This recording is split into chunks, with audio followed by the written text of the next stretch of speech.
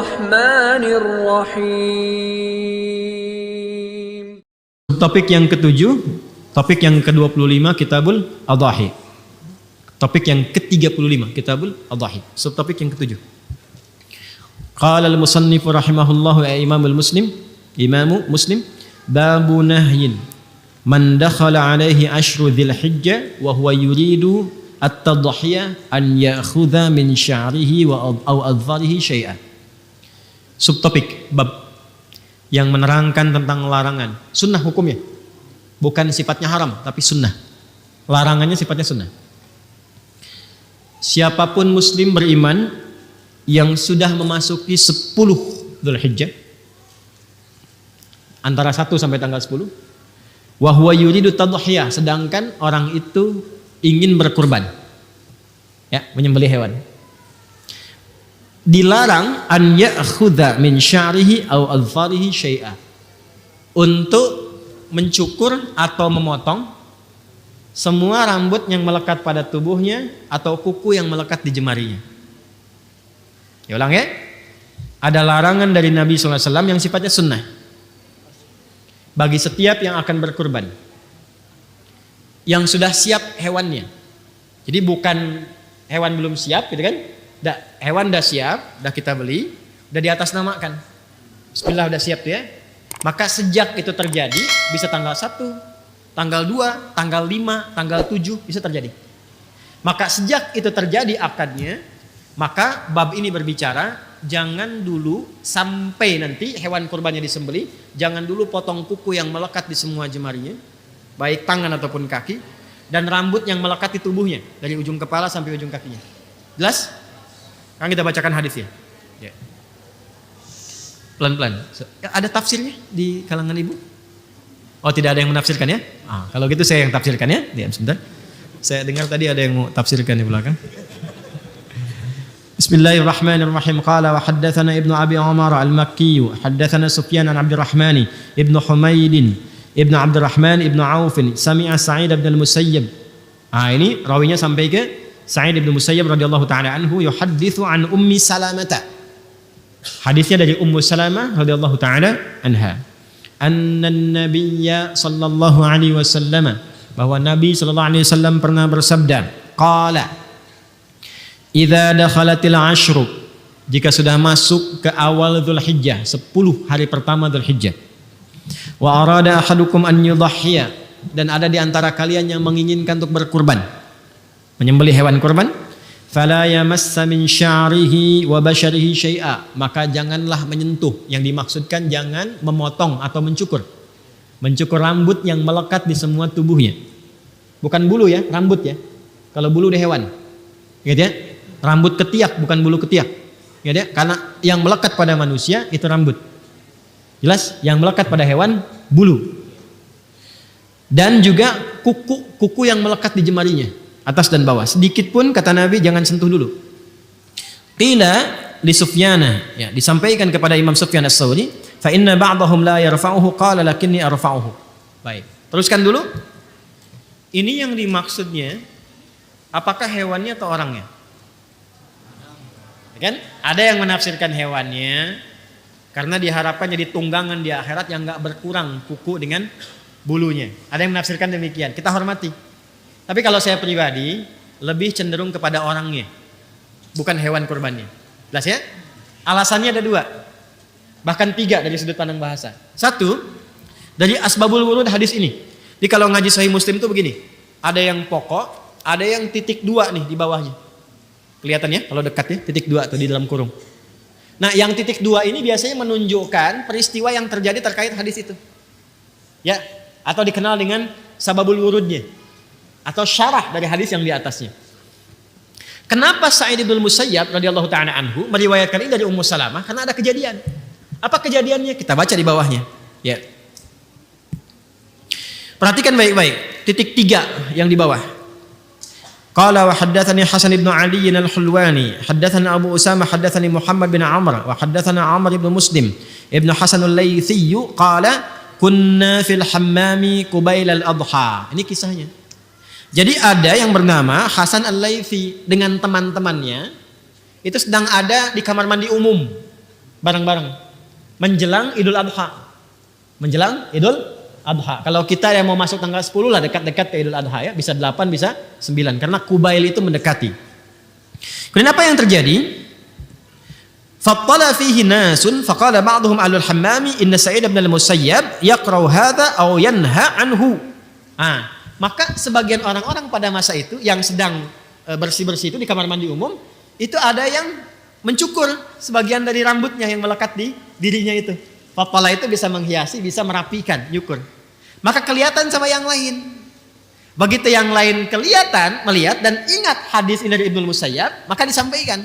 Apa disampaikannya? Fadzakartu dzalika lahu. Kemudian falaqitu Sa'id bin Musayyab fadzakartu dzalika lahu. Maka aku mengonfirmasi lagi ke Sa'id bin Musayyab, ini benar enggak yang dimaksud itu hewannya apa orangnya? Kenapa dia motong? Padahal dia mau nyembelih besoknya. Maka ketika dikonsultasikan pada Sa'id bin Musayyab, apa jawabannya? Kata beliau, "Ya ibna akhi, hadza haditsun qad nusiya wa turika." Kemudian haddatsatni Ummu Salamah zaujun Nabi sallallahu alaihi wasallam qalat qala Rasulullah sallallahu alaihi wasallam bima'na hadits Muadzin an Muhammad bin Amr. Maka setelah itu apa komen Sa'id bin Musayyab? Kata beliau, "Ya akhi, saudaraku, makna hadis ini sekarang banyak yang lupa sehingga meninggalkan tuntunannya." Jadi dikomentari oleh beliau itu dalam bahasa halusnya itu enggak tepat dipotong itu, jangan dulu dipotong. Ya, jangan dicukur dulu, kuku jangan dulu dipotong. Rambut jangan dicukur dulu. Kenapa? Karena ada hadis dari Ummu Salamah radhiyallahu taala anha, hadisnya begini. Maka disebutkan lagi hadis yang tadi. Jadi ini konfirmasi yang dimaksudkan jangan dulu potong kuku atau mencukur rambut yang melekat di tubuh pelaku kurbannya. Orangnya bukan hewannya. Jelas? Walaupun dalam konteks ini tetap menghormati yang memahami pada hewannya. Paham? Satu. Kedua, kalau kita baca syarah yang lain di kitab yang lain, maka apa hikmahnya nggak potong kuku dulu, nggak cukur rambut dulu, supaya yang berkurban itu sama-sama nilainya disamakan dengan orang yang sedang menggunakan pakaian ihram dalam wukuf hajinya di Arafah. Kalau sudah pakai pakaian ihram boleh gunting kuku nggak? Nggak. Cukur rambut boleh nggak? Nggak. Maka apa yang berlaku bagi yang haji di sana esensinya bisa didapatkan oleh orang yang ada di sini yang tidak berhaji. Salah satunya karena itu kenapa ibadahnya digunakan dengan menggunakan kata kurban. Kurban itu proses mendekat kepada Allah. Jadi disamakan yang di sana mendekat kepada Allah, yang di sini mendekat kepada Allah. Nabi itu tahu nggak semua umatnya bisa berangkat haji. Karena itu diberi kesempatan. Kalaupun nggak sempat untuk haji, maka lakukan amalan yang esensinya bisa mendapati yang sama didapati oleh orang yang wukuf di sana. Kalau di sana pakai pakaian ihram, di sini kurban, ya kan? Sama-sama kurban, sembelih. Berlaku hukumnya, di sana nggak boleh potong kuku, sini jangan potong kuku dulu. Di sana jangan potong rambut, sini jangan potong rambut dulu. Jelas sampai sini? Maka diharapkan baik yang kurban di sini atau kurban di sana dalam bentuk wukuf sama-sama membangun kedekatan kepada Allah Subhanahu wa taala. Jelas? Sekarang Ustadz, saya haji belum bisa melakukan. Bayar sudah, visa nggak keluar misalnya. Atau belum bayar, visa juga nggak keluar. Ya mungkin itu memang pasti gitu ya. Belum bisa berangkat intinya. Tapi kurban pun belum punya kemampuan. Maka apa yang terjadi? Amalan ketiga. Kata Nabi, tunaikan puasa. Siyamu yaumi arafata. Yaumnya menunjuk kepada waktu, Arafahnya menunjuk kepada momentum yang dikerjakan di Arafah oleh orang-orang yang haji. Kalau yaumnya berarti menunjuk kepada waktu, tanggal 9. Jelas ya? Dikerjakannya tanggal 9. Tapi saat menunaikan di tanggal 9 itu jangan cuman menahan lapar dan haus. Kalau seperti itu cuman puasa biasa, tahan lapar, tahan haus, tahan seksual. Itu biasa. Kerjakan puasanya seperti orang wukuf di Arafah. Apa yang dikerjakan orang wukuf itu? Dia banyak bermuhasabah. Dia banyak mengoreksi diri. Dia banyak mengenal kekurangan dirinya, makanya disebut wukuf Arafah. Dia kenali kekurangan dirinya. Dia kenali Allah yang selama ini belum dekat dengan Allah. Jadi puasa yang dikerjakan itu sambil koreksi diri. Dosa apa yang selama ini dilakukan. Karena itu bersamaan dengan itu yang kurban lewat hewan. Bisa juga sambil puasa. Yang tidak kurban bisa puasa, yang haji lewat wukuf. Maka puncaknya ketika selesai wukuf itu, kan ke Muzdalifah kan, yang haji. Dia membawa kemudian kerikil 7 buah untuk dilontar dalam jumrah ke Aqabah. Begitu dia melontar, yang dilontar itu kan hasil renungannya tanggal 9. Saya ini sifat buruknya begini, kurang baiknya begini, kurang dekat dengan Allahnya seperti ini. Dia berharap semua sifat itu dilontar sehingga ketika dilontar hilang itu dalam dirinya. Dan pulang menjadi lebih baik. Maka dia katakan Bismillahi Allahu Akbar, lontar. Bismillahi Allahu Akbar, lontar. Setelah selesai dia wukuf di Arafah, dia pindah ke Muzdalifah, dia berzikir.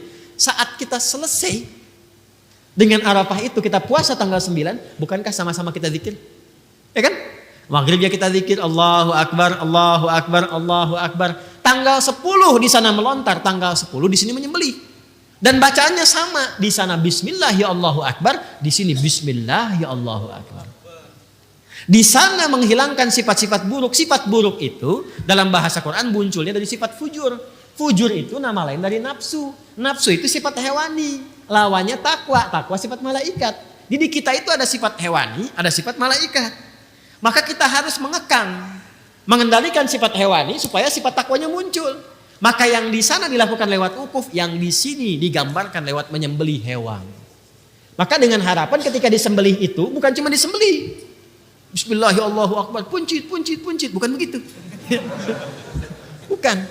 Bismillahirrahmanirrahim, rasakan dengan mengalirnya darah itu, maka mengalir pula sifat-sifat hewani kita yang cenderung mengajak kepada perilaku yang buruk.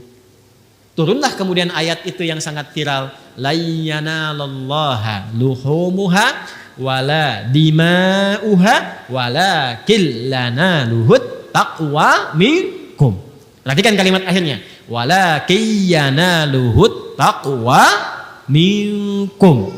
Yang sampai kepada Allah itu bukan dagingnya, bukan darahnya, tapi yang diterima oleh Allah ketakwaannya. Maksudnya apa? Ketika dialirkan darah itu, makanya disebut mina tempatnya, mengalir darah. Ketika dialirkan itu sifat jeleknya hilang, hewaninya hilang, maka muncullah takwanya. Maka yang di sana mendapatkan sifat baik, yang di sini mendapatkan sifat baik. Sama-samalah kemudian bertakbir semuanya. Setelah di sana lontar menghadap ke kiblat, setelah menyembelih menghadap ke kiblat. Apa doanya? Doanya sama. Inni wajjahtu wajhiya lilladzi fataras samawati wal arda hanifan musliman wa ma ana minal musyrikin. Inna salati wa nusuki wa mahyaya wa mamati lillahi rabbil la syarika lahu wa bidzalika umirtu wa ana minal, bisa wa ana awwalul muslimin, bisa wa ana minal muslimin. Jadi kalau kita berpuasa benar Arafahnya dengan mengoreksi diri, menyesali dan bertobat, maka Allah berkenan menggugurkan dosa-dosa itu sehingga bahasa hadisnya diampuni dosa setahun yang kebelakang itu. Karena sudah hilang sifat jeleknya, maka terjaga dalam kebaikan. Maka tanda orang itu diampuni, dijaga oleh Allah untuk tidak berbuat dosa setahun berikutnya. Itu yang dimaksudkan puasa Arafah, menggugurkan dosa setahun dan menjaga setahun berikutnya. Cara menerjemahkannya lihat. Ya, cara menerjemahkannya perhatikan, awas jangan salah. Siyamu yaumi Arafata, puasa yang ditunaikan di hari ke-9 itu bersamaan dengan momentum Arafah. Tukaffiru sanatal madiyah wal baqiyah, menggugurkan dosa setahun berlangsung ke belakang, berlalu ke belakang, dan menjaga tidak berbuat dosa setahun yang akan datang. Jangan mengartikan sama, mengampuni dosa setahun yang lalu dan setahun yang akan datang. Enak betul. Besoknya ada yang nyolong kan sendal. Kenapa nyolong? Jaminan udah puasa Arafah.